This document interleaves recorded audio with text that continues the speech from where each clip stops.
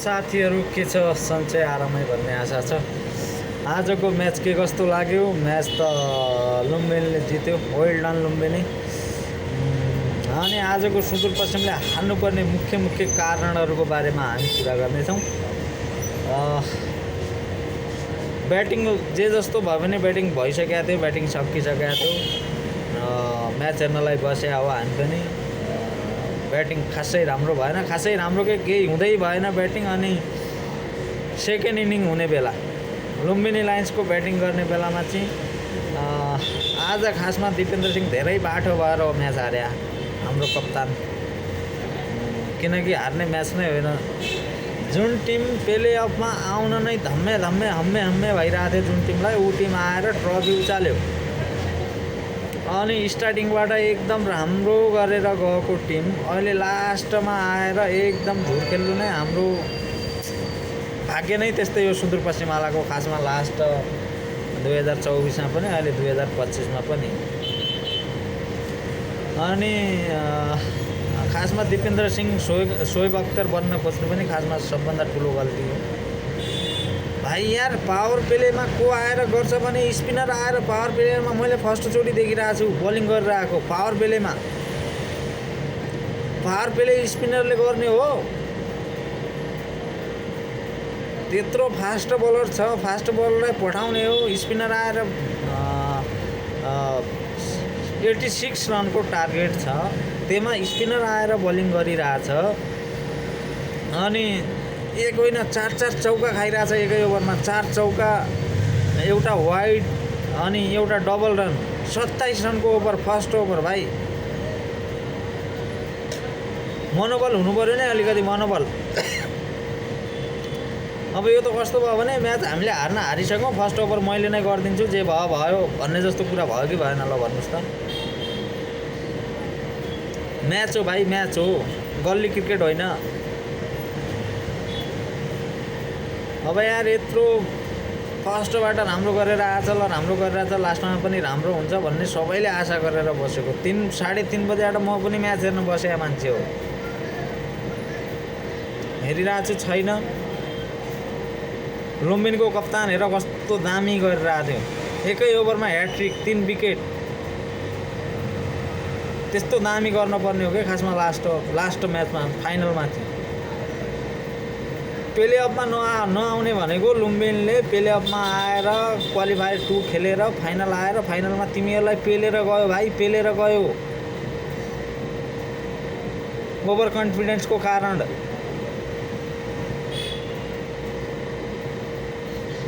First over आएर bowling गर्नुपर्ने जरुरतै के थियो भने, के जरुरत थियो र दिपेन्द्र सिंहले फर्स्ट ओभर आएर बलिङ गर्नुपर्ने?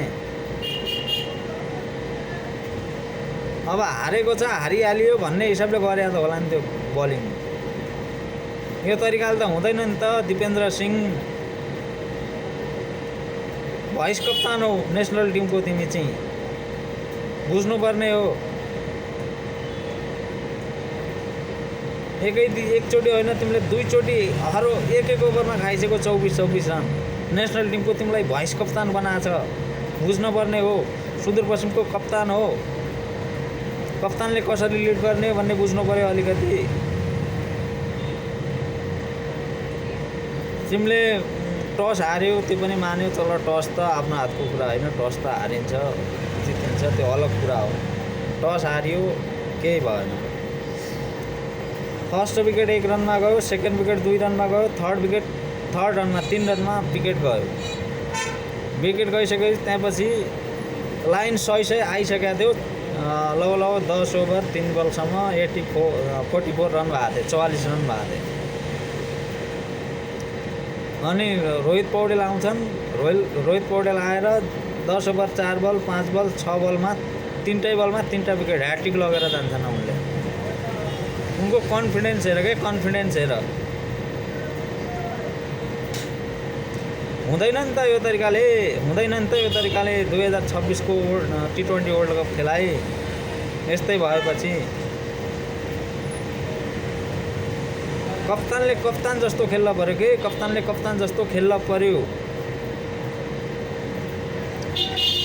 सही तरिकाले ब्याटिङ लाइन गराउनु पर्यो, सही तरिकाले बलिङ लाइन पठाउनु पर्यो, बलिङ गराउन पर्यो। तिमी आफै आएर फर्स्ट ओभरमा आफै बलिङ गरेर आफै 27 रन दिएर जान्छौ त अनि अरूले के घन्टा गर्छ त? ठाउँ नै रहँदैन नि त अरूले रन बचाउनलाई त।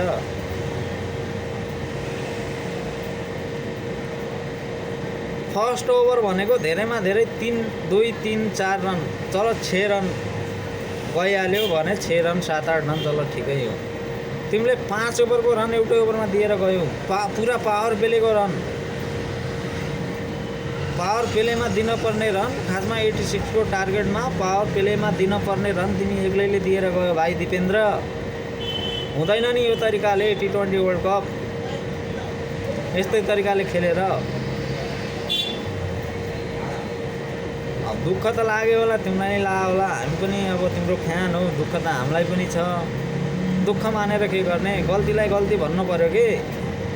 तिमीले गल्ती गरेकै हो आज। अनि क्वार्टर फाइनल 1 हुनुभन्दा पहिला तिमीले विराटनगरसँग पनि गल्ती गरेका थियौ त्यति बेला।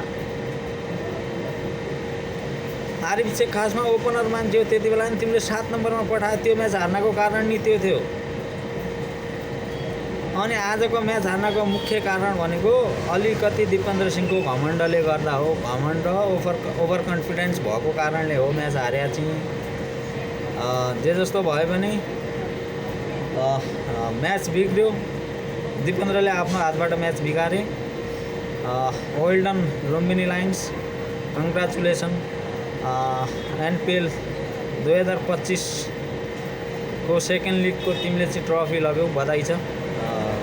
सुदूरपश्चिमलाई पनि बधाई छ, अहिलेसम्म राम्रो गरेको थियो, लास्ट म्याचमा आएर राम्रो भएन। नत्र यहाँभन्दा पहिलाका म्याचहरू लगौ सबै राम्रो नै भएको थियो, योचोटि पनि राम्रो हुन्छ, लास्ट म्याच पनि फाइनल पनि भन्ने हामीलाई आशा थियो, भएन। ठिकै छ, जे जस्तो भए पनि अब योभन्दा पछि चाहिँ तिमी कप्तान भएपछि तिमीले बुझ्नुपर्ने कुरा के हो भनेपछि म्याचलाई कसरी चलाउने, ब्याटिङ लाइन कसरी चलाउने, बलिङ लाइनलाई कसरी चलाउने भन्ने कुरो बुझ्न पर्यो पहिला। त्यहाँभन्दा पछि हुने हो म्याच। अब तिमी फाइनलमा आएर फर्स्टमै आफूले ओभर फाल्न जान्छौ त अनि हुन्छ कहाँबाट भने तिमी सोएब अख्तर बन्न खोजिरहेको हुन्छौ फर्स्ट ओभरमा। तिमी सोएब अख्तर त होइन, फास्ट बलर पनि होइन। सोएब अख्तरको त कुरै छोडिदेऊ, फास्ट बलर पनि होइन, स्पिनर हो। लेग स्पिनरले पावर प्लेमा फर्स्ट ओभर बलिङ गर्दा खासमा म्याच हारिने हो। त्यो पनि 1-2 रन होइन, तिमीले 27 रन पिटायौ त्यो ओभरमा, 27 रन दिएर गयौ। 27 रन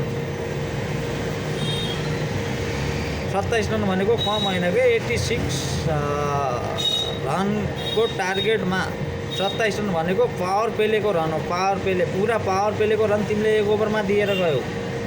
कसरी जितिन्छ अनि म्याच? त्यसरी जितिँदैन नि त म्याच भाइ। दिमाग लगाउनु पर्यो, अलिकति दिमाग। योचोटि जे जस्तो भयो भने अब T20 वर्ल्ड कपमा चाहिँ यस्तो हुन भएन। तिमी भाइस कप्तान हो नेपाल नेसनल टिमको, त्यो अनुसार बुझेर खेल्न पर्यो, त्यो अनुसार चल्न पर्यो, त्यसरी हुने हो म्याच।